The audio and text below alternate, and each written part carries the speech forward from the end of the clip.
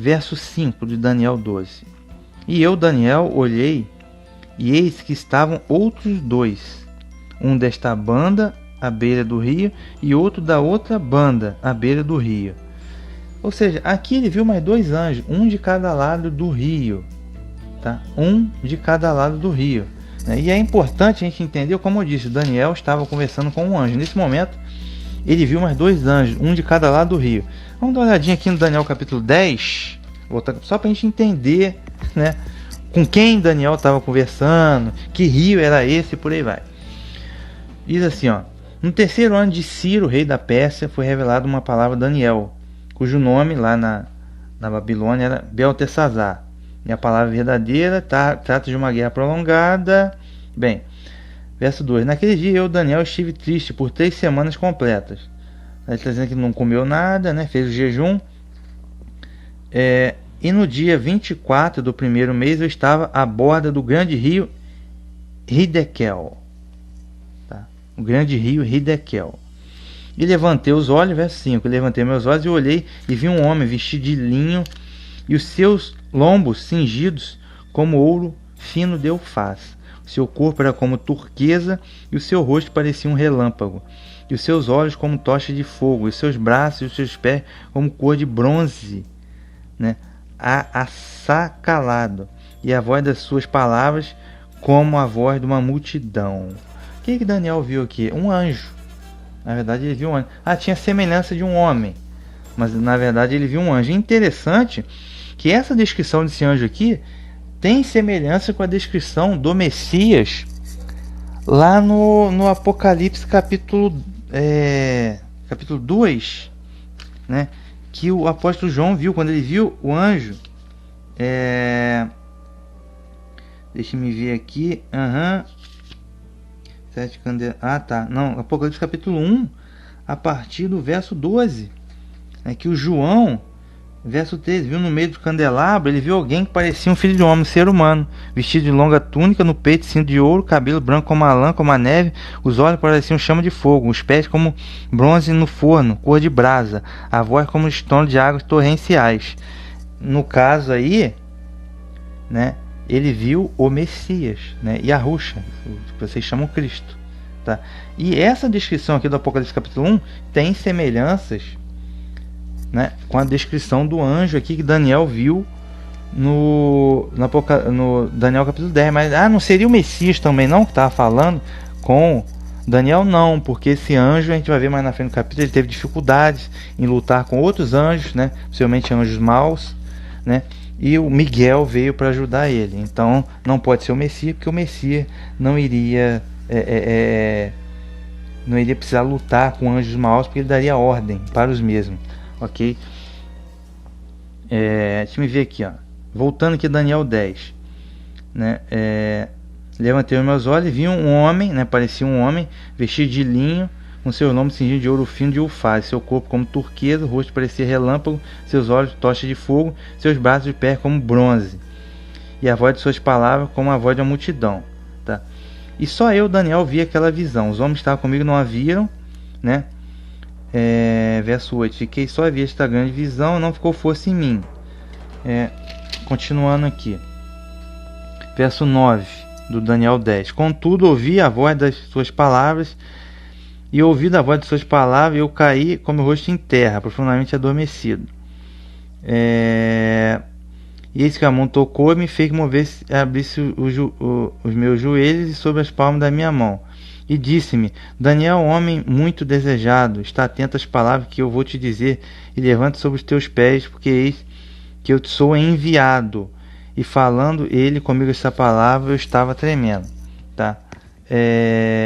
Aqui ele vai continuar dizendo que Daniel aplicou, verso 12: Não temas, Daniel, porque desde o primeiro dia em que abriste o teu coração a compreender e humilhar-te perante o teu Deus, são ouvidas as tuas palavras, e eu vim por causa das tuas palavras. Né? Daniel orou, jejuou diante dos acontecimentos que estavam acontecendo, dos acontecimentos do seu tempo e tal, e ele obteve a resposta. Aqui no verso 13, ó: Mas o príncipe do reino da Pérsia se pôs defronte de mim 21 dias, e eis que Miguel, um dos primeiros príncipes, veio para ajudar-me, e eu fiquei ali com os reis da Pérsia. Então ele teve problemas, né? Por isso que eu digo, né? Esse aqui era um anjo, não tem nada, não é o Messias, é um anjo que foi enviado para ajudar ou orientar o profeta Daniel, mas ele teve problemas com o que ele está dizendo aqui, o príncipe do reino da Pérsia. Ele não está se referindo a um homem, né? Mas sim aquilo que estava por detrás, né? Que todos os acontecimentos políticos que nós temos, por detrás nós temos a questão espiritual, são as forças espirituais, né? E no caso, o príncipe do reino da Pérsia possivelmente está se referindo a um anjo mau que estava obstruindo o caminho aqui desse anjo em questão, né? Mas eis que Miguel, um dos primeiros príncipes, veio ajudar o anjo para que ele fosse até o Daniel entregar a revelação. Tá? Então aqui no verso 3 de Daniel 10, eis que Miguel, um dos primeiros príncipes, né? E já no Daniel verso 12, Daniel capítulo 12, verso 1, diz aqui que Miguel, o grande príncipe. Então acredito eu que esse Miguel seja de fato o arcanjo Miguel, né? Que protege, segundo a tradição judaica, protege a casa de Israel. Então basicamente é isso. Só para a gente contextualizar que havia um anjo falando, né, numa visão desde o capítulo 10, falando com o profeta Daniel, né? E aqui retomando então ao capítulo 12 de Daniel, verso 5, ele viu outros dois anjos, um de cada lado do rio, né? E ele disse ao homem vestido de linho que estava sobre as águas do rio: que tempo haverá até o fim das maravilhas? Então continuando aqui, ó. E ele quem? Um anjo que estava falando inicialmente com o profeta Daniel. E ele disse ao homem vestido de linho que estava sobre as águas do rio, né? Ele viu quem é esse homem que estava vestido de linho, né, sobre as águas do rio, né? Notando que isso não é literalmente um homem que estava no meio do rio sobre as águas, mas sim mais um anjo vestido de linho, né, em cima das águas do rio, né? E perguntou para ele: que tempo haverá até o fim das maravilhas? Foi perguntado, tá? Continuando aqui no verso 7. E o homem vestido de linho que estava sobre as águas do rio, e ouviu um homem vestido de linho que estava sobre as águas do rio, quando levantou a sua mão direita e a sua mão esquerda ao céu, e jurou por aquele que vive eternamente, né, que depois de um tempo, de tempos e metade de um tempo, e quando tiverem acabado de destruir o poder do povo santo, todas essas coisas serão cumpridas. Continuando. E ouviu um homem vestido de linho que estava sobre as águas do rio, quando levantou a sua mão direita e a sua mão esquerda ao céu, e jurou por aquele que vive eternamente, para Yahweh, que depois de um tempo, de tempos e metade de um tempo. Veja bem, um tempo, tempos, metade de um tempo. Aí você tem em total 3 tempos e meio. Tá? 3 tempos e meio. Tá? Então, para a gente poder entender o que são esses 3 tempos e meio, são 3 anos e meio. No entanto, 3 anos e meio proféticos, que equivalem a 42 meses, né? E que equivalem a 1260 dias proféticos. Então percebam, 3 tempos e meio, repetindo, são 3 anos e meio proféticos, 42 meses proféticos, 1260 dias proféticos. O que significa isso? O profético você tem que transformar em ano literal, ou seja, um dia profético é igual a um ano literal. Então 1260 dias proféticos, que são os 3 tempos e meio, 3 anos e meio proféticos, são 1260 anos literais, tá? Essa é a regra que nós temos. Por exemplo, quando os espiões foram espiar, os espiões de Israel foram espiar a terra de Canaã, ficaram 40 dias espiando. Quando eles voltaram e o povo ficou com medo, o Eterno, em troca, deixou eles 40 anos no deserto. Para cada um dia que eles ficaram espionando, eles ficaram 40 anos no deserto, por causa da desobediência. Então essa regrinha a gente precisa seguir sempre, tá? Então, e veja bem, esse tempo aqui, Daniel 12, verso 7, 1260 dias, 3 tempos e meio, é bem conhecido na profecia. Até mesmo Daniel capítulo 7, verso 25, tá? É o mesmo período de tempo. Se a gente for aqui em Daniel capítulo 7, verso 25, vai estar lá, ó, e diz assim, ó: e proferirá palavras contra o Altíssimo, e destruirá os santos do Altíssimo, e cuidará em mudar os tempos e a lei, e eles serão entregues na sua mão por um tempo, tempos e metade de um tempo. Que profecia é essa? Muita gente fala, é a besta, é o anticristo. Olha, não deixa de ser, mas eles têm certa razão, mas é a primeira fase da besta, que já se cumpriu durante a Idade Média, ok?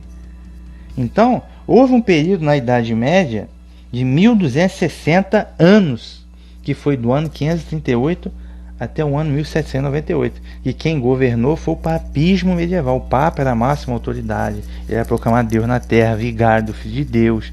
Mudou os tempos e a lei. Todo o calendário que a gente conhece hoje é o calendário gregoriano do Papa Gregório XIII. Não é o calendário lunisolar bíblico. As festas que nós temos hoje são todas festas pagãs, de sincretismo religioso. Não são exatamente festas chamadas cristãs, né? As festas bíblicas são outra coisa.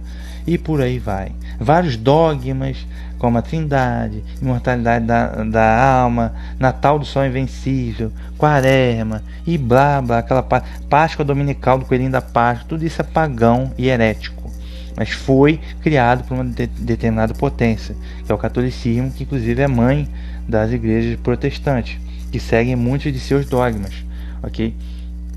E quando ele diz aqui, ó, e proferirá a palavra contra o Altíssimo, por exemplo, de chamar o Papa de vigário do Filho de Deus, de um Deus na terra, etc e tal. Isso tudo está explicado na playlist O Livro de Daniel, e na playlist Venha a Nós o Teu Reino, no episódio de Daniel capítulo 7. Está explicado com detalhes, tá? E ele está dizendo que destruirá os santos do Altíssimo, ou seja, aqueles que não seguiam os dogmas do catolicismo eram perseguidos pela Inquisição, né? Por exemplo, cristãos da Macedônia, daí teve os valdenses, albigenses e muitos outros que foram perseguidos, né? Os próprios judeus também, judeus sofreu muito, principalmente na Inquisição Espanhola, né? Por isso que muitos judeus sefaraditas vieram corrido para o Brasil, de Portugal e Espanha, por causa da Inquisição, né? E por aí vai. Então esse período de hegemonia começou no ano 538, que foi quando os arianos, se não me engano, os ostrogodos foram expulsos de Roma, e o Papa retomou, porque os arianos seguiam o cristianismo ariano, e o Papa, eles não acreditavam em Trindade, e o Papa retomou como a máxima potência política e eclesiástica do mundo no ano 538, e até o ano 1798, com a Revolução Francesa, o general de Napoleão Berthier, né, enviou o Papa Pio para o asilo, terminando com o poder temporal do papado. Então durou exatamente 1260 dias, tá? Proféticos, que foram 1260 anos literais. Então o Papa exerceu completamente o papel de anticristo, anti-messias, durante esse período. Mas essa foi só a primeira fase da besta. A segunda fase ainda vai vir, ok? E não sabemos quem será o iníquo, o homem do pecado, que vai ser destruído pela espada que sai da boca do Messias, né? Conforme está escrito em 2 Tessalonicenses 2, né? Esse anticristo final, não sabemos, anti-messias, na verdade, final, não sabemos de quem se trata ainda. Mas é a segunda parte da besta, que a besta era, já não é, porque recebeu um golpe mortal em 1798, e há de voltar, está voltando do abismo, mais uma vez, para a tribulação final, ok? Mas esse período aqui que eu falei da Idade Média é o mesmo, Daniel 7, 25, é o mesmo aqui do Daniel 12, verso 7, né? Que por sua vez é o mesmo período do Apocalipse capítulo 13, né? Apocalipse capítulo 13, verso 4 a 8, é a mesma profecia aqui do Daniel 7, que diz assim, ó, Apocalipse 13, verso 4 a 8, diz assim, ó: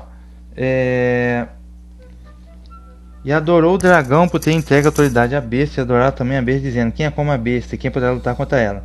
A besta recebeu uma boca para dizer blasfêmias e insolências, né?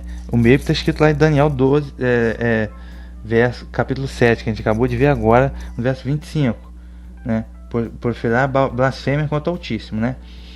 A besta recebeu uma boca para dizer insolência e blasfêmia. Recebeu também poder para agir durante 42 meses, que é o mesmo período da Idade Média.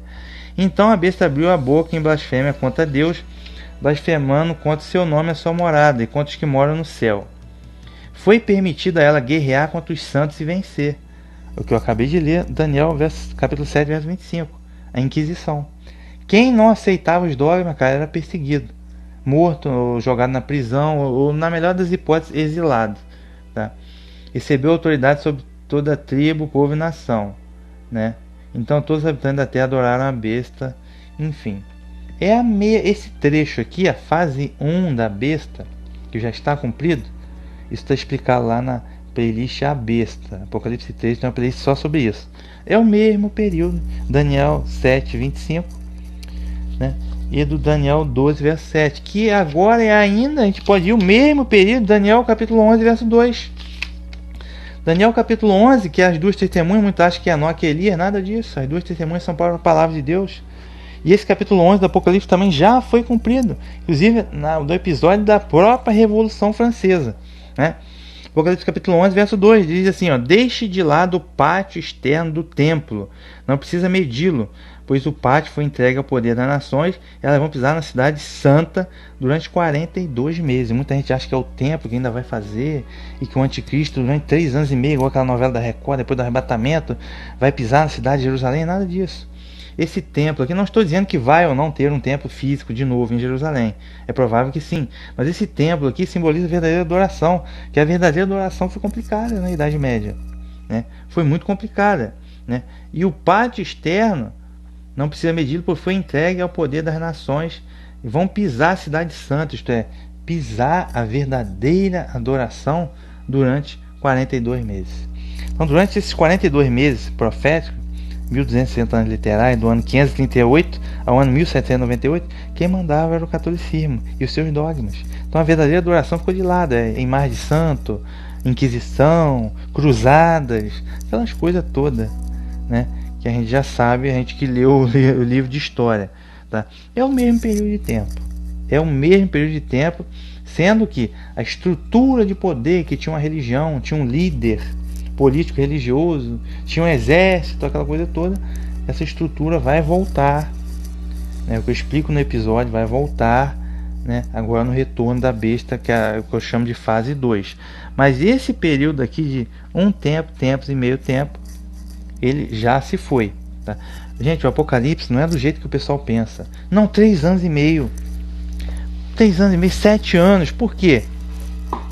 Isso daí, senhores, é uma malversação, uma má interpretação de Daniel, capítulo 9, verso 27. Porque, ó, até o Messias, 69 semanas. 69 semanas, uma semana são 7 dias. Só que você transfere isso para 7 anos literais. Então são semanas de ano. Então a 70ª semana, naquela sequência, a qual já se cumpriu, ora, você transfere 7 dias profetas em 7 anos literais, beleza. Só que quando chega lá no Apocalipse capítulo 13, eles não transferem. Eles não fazem a transferência. Ora, 1260 dias, você tem que transferir. De profético para literal, 1260 anos. Não são 1260 dias literais. São 1260 dias proféticos, que equivalem a 1260 literais. Então eles não fazem a conversão no Apocalipse 13, mas fazem a conversão no Daniel capítulo 9, aí fica difícil.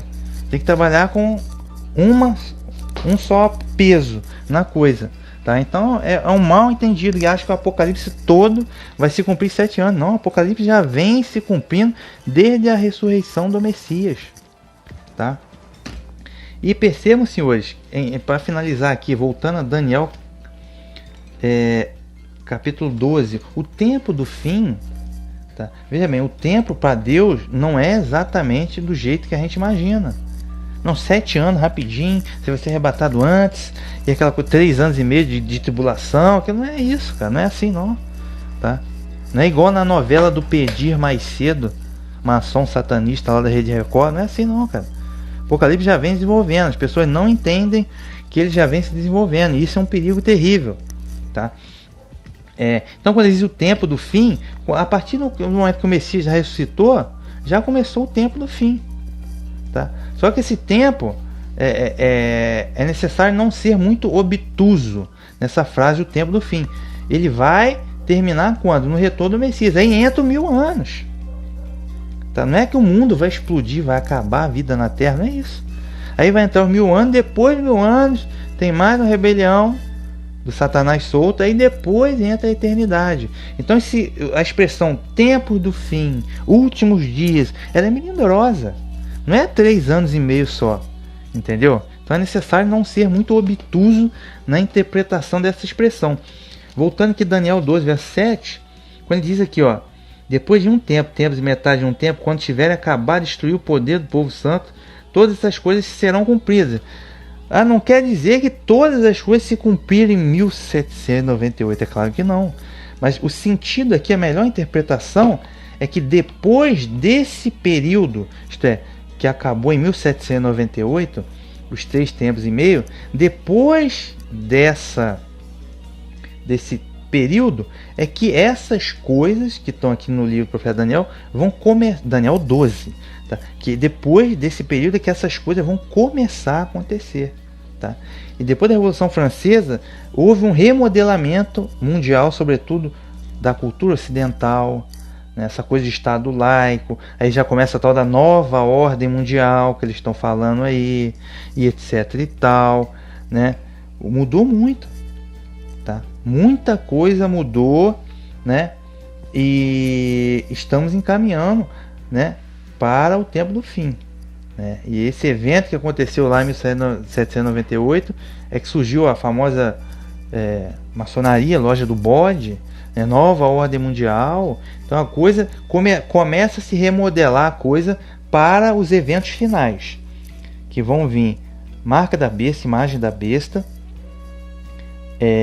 as 7 taças, destruição de Babilônia, Armagedon, retorno do Messias.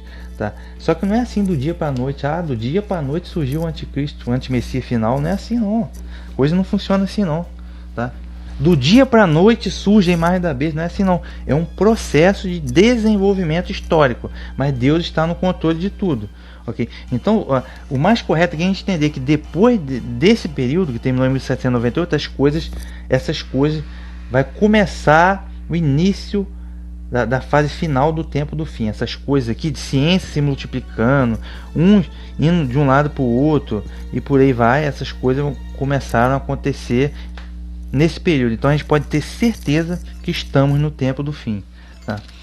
Deixa eu ver aqui mais algum adendo. Não, vamos agora voltando a Daniel 12, verso 8. E eu, pois, né, eu, no caso Daniel, ouvi, mas não entendi. Por isso eu disse, Senhor meu, qual será o fim dessas coisas? Eu, pois, ouvi, mas não entendi. Daniel ouviu, mas ele não entendeu. Por quê? Porque ele viveu lá atrás. Não era para ele entender. Naquele período, as palavras deveriam estar seladas. Tá? Conforme está escrito no verso 4. Sela a palavra desse livro, Daniel. Porque não é para agora, não é para você entender agora. É para quem vivia lá no tempo do fim. Como no nosso caso aqui, temos a oportunidade de ter um melhor entendimento. Tá?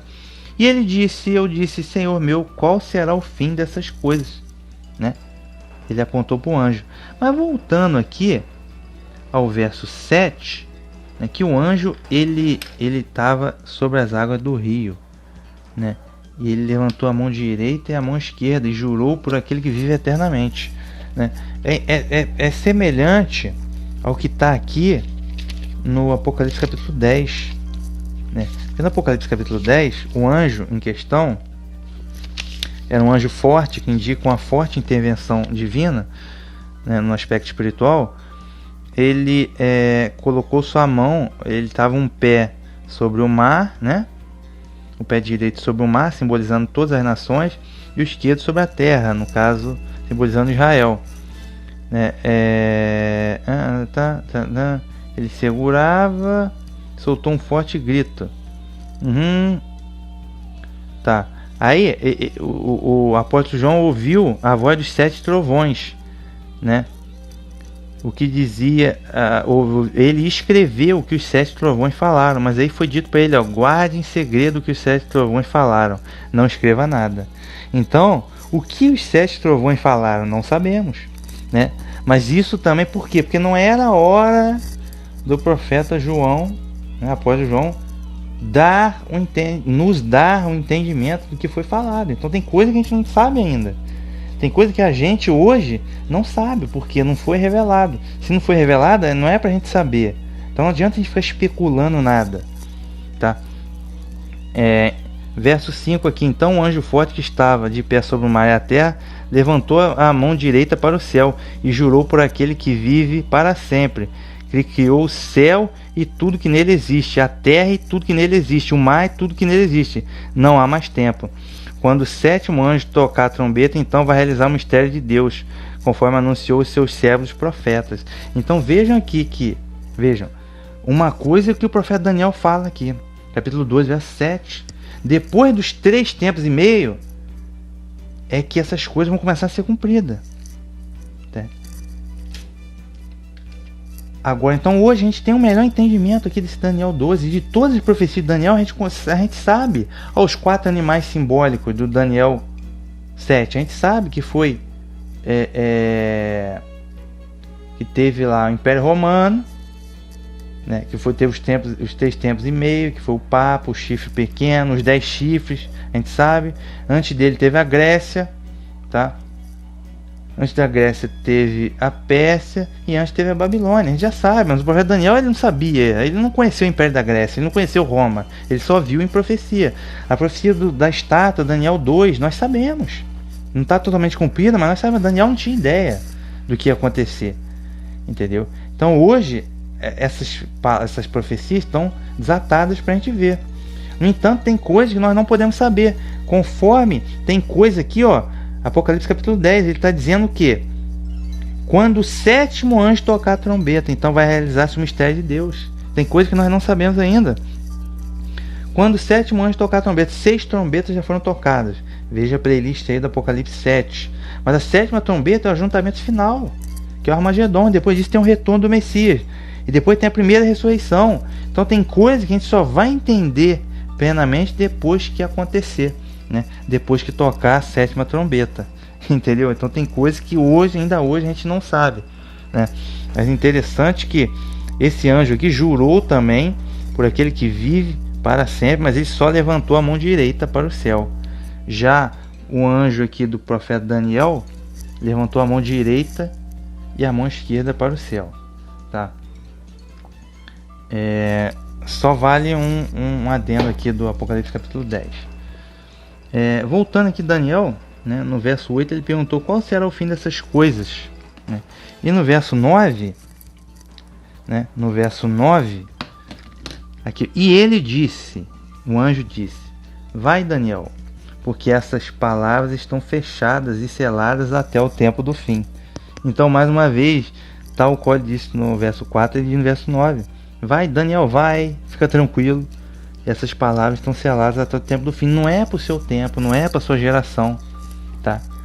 Está selada até o tempo do fim, isto é, até depois teve a Reforma Protestante, Revolução Francesa. Hoje todo mundo tem acesso à Bíblia e hoje todo mundo conhece amplamente o livro do profeta Daniel e por aí vai, ok? Por que o Eterno dá essa possibilidade da gente conhecer a palavra hoje? Então, foi dado e será cobrado, né? Então o Eterno está permitindo hoje a gente ter acesso à Bíblia no aplicativo celular de graça, para dar oportunidade para todo mundo em face do que está por vir, ok? Porque depois ninguém vai poder reclamar que o Eterno é injusto, que não deu oportunidade, quando vier a marca da besta e a imagem da besta e depois o juízo do Eterno. Então, ou seja, é matéria dada, matéria cobrada, né? Tem um jargão popular que diz isso. Então, Daniel, é pro tempo do fim, não é para você agora. Então, Daniel poderia ficar tranquilo.